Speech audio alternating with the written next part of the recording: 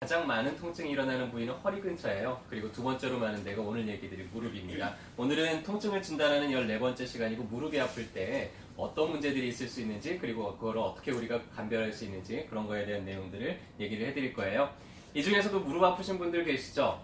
잠깐 손 들어볼까요? 네, 거의 다 그러시네요. 네, 여기저기 이제 아픈데 무릎도 빼먹을 수가 없죠.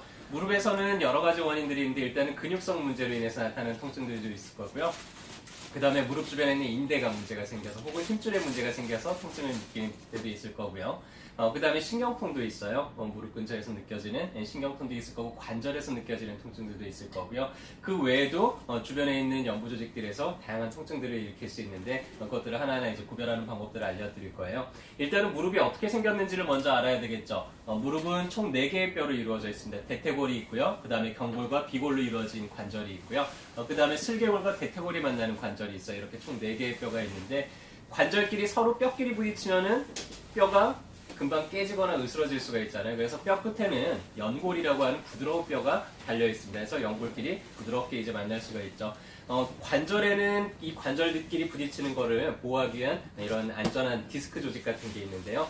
그게 이제 무릎에서는 반월판이라고 해서 내측에 하나, 외측에 하나 2개의 반월판이 있고요. 그 다음에 이런 것들을 떠받치는 인대가 안쪽에, 그 다음에 바깥쪽에, 그 다음에 가운데 쪽에 십자 모양으로 2개의 인대가 가장 기본적인 이제 모양을 이루고 있습니다. 가장 중요한 근육이라 그러면 대퇴사두근일 거예요. 무릎을 펴는 데 사용이 되고요. 무릎 관절 속이라고 하면은 보통 이제 관절이 부었다 그러면 이 무릎 밑이 붓는다고 생각을 하시는 분들이 많은데 자세히 보면 관절이 뒤에서부터 시작을 해가지고는 이 슬개골 위쪽까지 쭉 넓게 이제 분포가 되어 있어요. 그래서 무릎이 부었다 그러면 아래쪽이 붓기보다는 이 위쪽이 좀 볼록 나온다든지 아니면 뒤쪽까지 좀 붓는다든지 그래서 무릎을 구부리려고 하면 뒤가 좀 이렇게 묵직하게 느껴지거나 이게 이제 관절이 부은 거고요. 만약에 밑에만 볼록하게 튀어나왔다 그러면 관절 속이 부었다기보다는 이런 지방체에 염증이 생겼다 그런 경우들이 훨씬 더 많습니다. 가만히 보면 이렇게 초록색으로 보이는 건 점액낭이에요. 무릎이 어디 닿거나 뼈가 닿거나 할 때 그걸 이제 보호하기 위한 거고요. 슬개골 앞에 하나 있고 이 슬개건 인대 앞뒤에 하나씩 이렇게 붙어 있습니다. 자, 이제 무릎 주변을 둘러싸고 있는 근육들이 많이 있는데요. 대퇴사두근이 슬개골에 모여가지고는 이 힘줄 하나로 여기에 이제 와서 붙어 있어요. 그러다 보니까 상당히 많은 힘을 받겠죠. 이걸 이제 슬개인대라고 부르고요. 그 다음에 장경인대가 붙어 있고, 외측인대, 내측인대가 붙어 있고, 요 위에 있는 거는 이제 대퇴사두근이고요. 안쪽에서 보면은 무릎 안쪽으로 이렇게 반권양근, 반막양근, 봉공근이 지나가서 이 안쪽에 붙어 있습니다. 요 아래쪽 뼈에 보면 이렇게 안쪽에 쏙 들어가는 자리 있잖아요. 요 자리인데 요 자리 안쪽에 힘이 많이 모여들어요. 그러다 보니까 여길 만지면 아프신 분들도 꽤 많습니다. 자, 이제 뒤에서 보면은 대퇴 이두근이 바깥쪽으로 가서 붙어 있고요. 다음에 반권양근, 반막양근이 안쪽으로 가서 붙어 있고, 요 안에 오금근이라고 하는데 슬화근이라고도 불러요. 요게 이렇게 붙어 있는데 앉았다가 일어나려고 할 때 이 근육이 먼저 이제 작용을 해요. 그래서 앉았다 일어나려고 하는데 뒤가 당긴다 그러면은 요 근육의 문제인 경우들도 많습니다. 자, 무릎에는 다른 관절하고 다르게 뼈가 하나 더 붙어 있어요. 이 슬개골이 상당히 독특한 구조인데요. 무릎을 피려고 하면은 상당히 많은 힘이 필요해요. 다리 힘은 우리 체중을 버티기 때문에 상당히 큰 힘이 필요하거든요. 그래서 무릎을 피려고 할 때 마치 지렛대의 이 디딤돌 역할을 이 슬개골이 하는데 작은 힘으로도 조금 더 크게 힘을 작용하기 위해서 좀 붙어 있고요. 이 슬개골이 대퇴골하고 만나는 이 관절 사이에서 문제가 좀 많이 생길 수가 있는데 가만히 보면은 이 대퇴골의 바깥쪽이 훨씬 좀 높아요. 안쪽보다. 그쵸? 그 다음에 슬개골도 바깥쪽이 좀 길어요. 그래서 뼈 사진만 보더라도 이게 왼쪽 무릎뼈인지 오른쪽 무릎뼈인지 저런 특징을 보고 알 수가 있는데요. 자, 이 무릎 다리가 정확하게 일직선으로 있는 게 아니라 약간 안쪽으로 휘어져 있습니다. 그래서 이 각도가 얼만큼 되는지 이걸 이제 큐각이라고 부르는데요. 사람마다 이 큐각이 조금씩 다른데 남자들보다 여자들이 조금 더 넓은 편이에요. 왜 그럴까요? 여자들은 골반이 좀 더 넓잖아요. 아기를 낳기 위해서. 그래서 여자분들이 무릎 쪽에 질환들이 남자분들보다는 조금 더 많은 편이고요. 그 이유 때문에. 자, 이 큐각이 어떻게 작용을 하냐면 우리가 무릎을 펼 때 이게 위아래로 힘을 받는 게 아니라 양쪽에서 잡아당기는 힘도 있을 텐데 큐각이 약간 이렇게 돼 있었잖아요. 그러다 보니까 슬개골이 필 때마다 약간씩 바깥쪽으로 밀려나게 돼 있어요. 그래서 관절 대퇴골하고 슬개골이 만나는 관절 이 바깥쪽이 훨씬 더 잘 닿습니다. 그래서 슬개골이 빠져나가지 못하게 아까 바깥쪽이 좀 높았던 거 기억나시죠? 그래서 그런 구조로 생겨져 있습니다. 정일직선상에서 무릎이 보다 안쪽으로 가게 되면 안짱다리, X다리라고 부르고요. 정일직선보다 무릎이 바깥쪽으로 가게 되면 우리가 O다리라고 부르게 되는데, 이 무릎에 문제가 있어서 이렇게 된다기보다는 고관절이 좀 바깥쪽으로 벌어진다든지 아니면 고관절이 안쪽으로 틀어진다든지 아니면 발 자체가 평발이 된다든지 이런 문제들이 같이 영향을 받아서 결국에는 무릎이 안짱다리가 되거나 O다리가 됩니다. 해서 이런 거를 교정하기 위해서는 허리, 골반부터 시작을 해가지고 발까지 전부 다 이제 교정을 하게 되면은 이것도 좀 가운데로 일직선상으로 맞춰줄 수가 있어요. 무릎 관절은 다른 관절하고 다르게 좀 복잡한 운동을 해요. 구부러졌다 펴졌다도 하는데 구부러진 다음에 살짝 미끄러지는 슬라이드 운동도 하고요. 그러면서 회전 운동도 같이 하게 된다 해서 관절 모양은 마치 이런 돌적이에 이렇게 약사발이 얹어져 있는 이런 식의 움직임을 보이게 되고요. 정상적인 범위는 구부렸을 때 140도까지 구부러져야 돼요. 그러면은 쪼그려 앉을 때 엉덩이하고 종아리가 거의 닿을랑 말랑 이 정도가 되면 이제 정상이겠죠. 무릎을 폈을 때 180도보다 조금 더 펴져요. 해서 5도에서 10도가량이 더 펴지는 게 이제 정상 범위고요.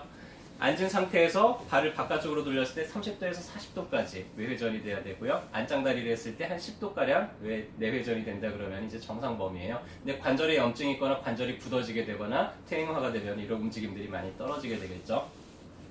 자, 무릎은 대퇴골이 약간 다르게 생겼어요. 안쪽은 일직선인데 바깥쪽은 약간 이렇게 휘어 있어요. 그래서 무릎을 필 때 안쪽보다 바깥쪽이 조금 더 많이 움직이게 됩니다. 이게 무슨 뜻이냐면요. 자, 무릎을 구부렸다가 무릎을 펴요. 그럼 피고 끝나는 게 아니라 약간 살짝 이렇게 비틀어지게 돼 있어요. 마치 우리가 서 있을 때 무릎을 딱 서 있으려면은 이게 안정적으로 여기가 힘이 들어가야 되잖아요. 만약에 이거를 비트는 마지막 동작이 없다 그러면 무릎이 자그마한 충격에도 금방 이렇게 휘청거릴 텐데, 근데 무릎은 완전히 펴진 상태에서 살짝 돌아가기 때문에 웬만큼 건드리더라도 쉽게 움직이지 않도록 하는 그런 안정성을 높이기 위한 구조가 또 숨어져 있습니다. 자, 여기까지 이제 기본적인 구조는 끝났고요. 이제 원인 질환들을 하나씩 짚어드릴 텐데, 근육통이에요. 첫 번째는 무릎 주변에 있는, 특히 허벅지 쪽에 있는 근육이 뭉쳐졌을 때 무릎에서 통증을 느끼는 경우들이 많은데요. 특히 무릎 바깥쪽이 아프다 그러면 외측 관근이나 아니면 장경인대 쪽에 문제가 있는 경우들이 많은데, 특히 달리기를 많이 하는 사람들이 이 장경인대가 요 무릎 대퇴골도 바깥쪽에서 뼈하고 자꾸 다르면서 여기가 시큰하게 아픈 경우들이 상당히 많습니다. 이제 무릎 앞쪽에서 아픈 경우는 대퇴직근이나 장단 내전근이 긴장이 됐을 때 무릎 앞쪽에서부터 통증을 느낄 수가 있어요.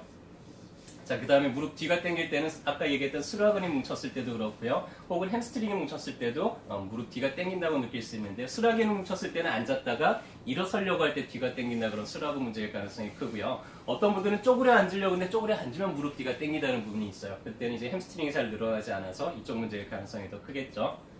자, 내측 관근이 뭉쳤을 때 무릎 안쪽이 이렇게 아프다고 표현하는 분들 꽤 많아요. 해서 꼭 무릎 안쪽, 거의 대부분 이제 무릎 관절 쪽에 문제가 있으면은 바깥쪽보다는 안쪽에 문제가 많이 생기는데, 관절 속에 문제가 있을 때는 특징이 관절이 무게가 실릴 때 통증을 느껴요. 그래서 계단을 내려갈 때 그때 여기가 시큰하게 아프다는 관절 문제인데요. 근데 근육 문제는 정반대예요. 내려갈 때는 좀 괜찮은데 계단을 올라가려고 근육에 힘을 쓰면은 그때 무릎 안쪽이 좀 뻐근하게 아프다고 이제 표현을 한다 해서 그런 걸로 우리가 구별을 할 수가 있죠.